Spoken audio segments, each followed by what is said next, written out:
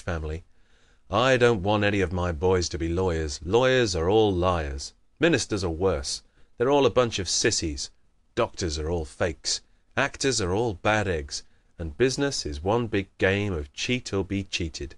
I'm going to see that every boy I've got becomes a farmer. Misdirected mothering. A very unfortunate case came to our attention several years ago.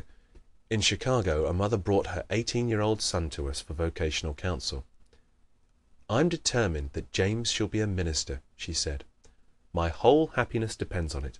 I have worked, slaved, and sacrificed ever since his father died, that he might have the education for it.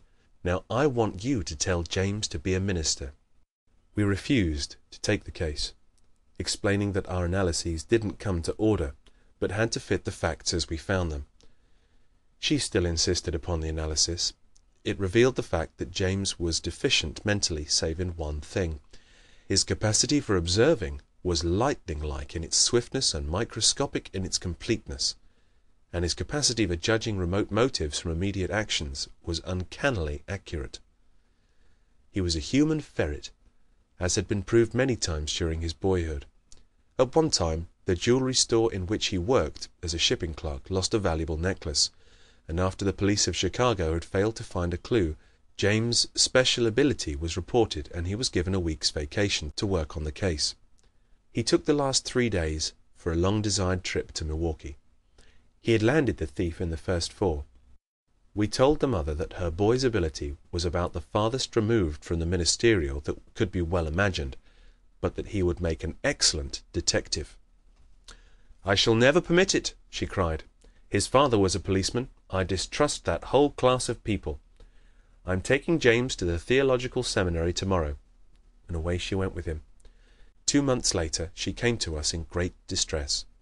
She had received a letter from the dean saying James had attended but 1 day's classes, then he had announced that he was going home. Instead, he had cultivated a gang of underworld crooks for the purpose of investigating their methods and had gotten into serious trouble. Nevers for all.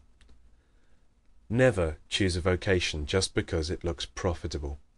It won't bring profits to you unless you are built for it. Never choose a vocation just because it looks easy. No work will be easy for you except that which nature intended for you. Never choose a vocation just because it permits the wearing of good clothes. You need more than a permit, you need ability. Never choose a vocation just because the hours are short. You can't fool employers that way. They also know they're short and pay you accordingly. The extra play these leisure hours give you will amount to nothing but loss to you 10 years hence. Never choose a vocation just because it is popular or sounds interesting. "I'm going to be a private secretary," said a young woman near us at the theatre recently. "What will you have to do?" asked her friend. "Oh, I don't know," the girl answered, "but it sounds so fascinating, don't you think?" Never turn your back on a profession just because it's old-fashioned, middle-class, or ordinary.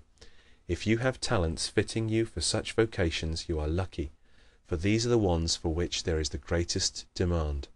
Demand is a big help. If you can add a new touch to such a one, you are made. Why she taught German. Never choose a vocation just because your friends are in it, nor refuse another just because your worst enemy is in it. 2 friends come to mind in this connection. One is a splendid woman we knew at college. She began a German teacher, and up to the outbreak of the war had an instructorship in a Western state university. The elimination of German lost her the position. "Why did you ever choose German anyhow, Ruth?" we asked her. "Your abilities lie in such a different direction." "Because my favorite teacher in high school taught German," she replied. Enemies and engineering. An opposite case is that of a friend of ours who has worked in an uncongenial profession for 30 years. "You were meant for engineering, Tom," we told him. "With all the leanings you had in that direction, how did it happen you didn't follow it?" "Because the man who cheated my father out of all he had was an engineer," he said. Never choose a new vocation just because you are restless. You'll be more so if you get into the wrong one. The society delusion.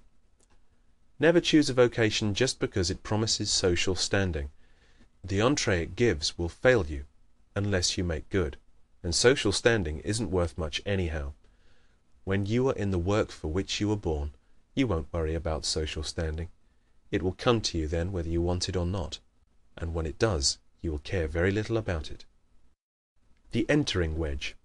Never take a certain job for life just because people are dependent upon you. Save enough to live 1 month without a job, preparing yourself meanwhile for an entering wedge into a vocation you do like. Then take a smaller paying place if necessary to get started.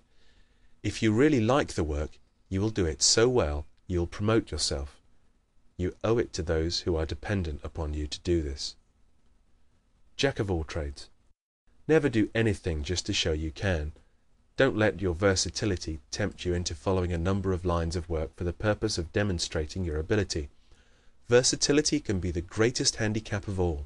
It tempts you to neglect intensive study, to flit, to become a jack of all trades and master of none. Only 3 kinds of work. There are but 3 general classes of work. They are work with people, work with things, work with ideas. Each individual is fitted by nature to do one of these better than the others, and there will be one class for which he has the least ability. In the other one of the 3 he might make a mediocre success. Every individual should find a vocation furnishing that one of these 3 kinds of work for which he has the greatest ability. Then he should go into the particular branch of that vocation which is best adapted to his personality, training, education, environment, and experience. End of section 1 of chapter 7.